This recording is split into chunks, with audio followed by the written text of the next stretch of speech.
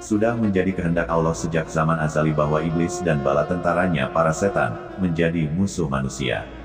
Musuh dalam arti hakiki, yang akan menyengsarakan manusia dalam kehidupan yang sebenarnya, kehidupan akhirat yang kekal abadi.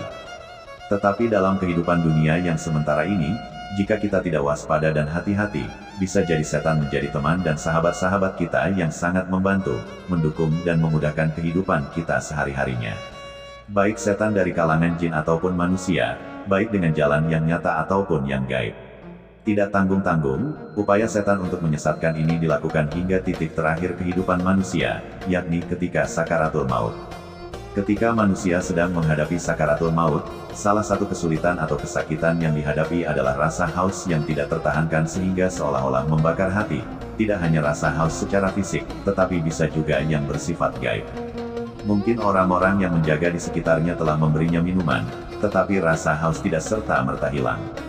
Dalam keadaan seperti inilah biasanya setan datang membawa minuman yang tampak sangat menggoda dan menyegarkan, khususnya terhadap kaum muslimin, terlebih kaum mukminin yang keimanannya sangat kuat. Sungguh mereka, para setan itu sangat tidak rela jika seseorang itu meninggal dengan memperoleh keridhaan Allah. Pada puncak kehausan yang seolah tidak tertahankan itu, setan akan datang dengan satu gelas minuman yang sangat segar, dan ia berdiri di sisi kepala seorang mukmin.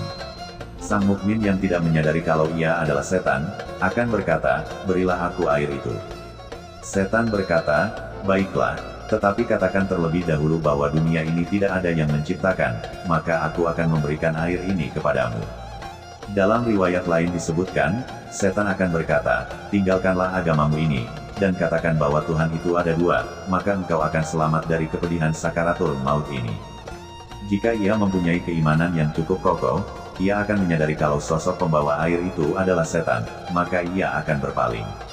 Tetapi setan tidak berhenti dan putus asa, ia akan berdiri di arah kakinya dengan penampilan yang lain, masih dengan membawa minuman yang amat segar menggoda.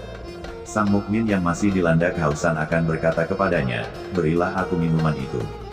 Setan dalam penampilan lain itu berkata, "Baiklah, tetapi katakanlah bahwa Muhammad Rasulullah SAW itu adalah seorang pendusta, maka aku akan memberikan air ini kepadamu."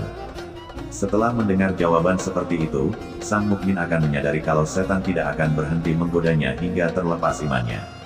Maka ia akan bersabar dalam kehausan yang seakan membakar hati itu dan tidak akan meminta lagi.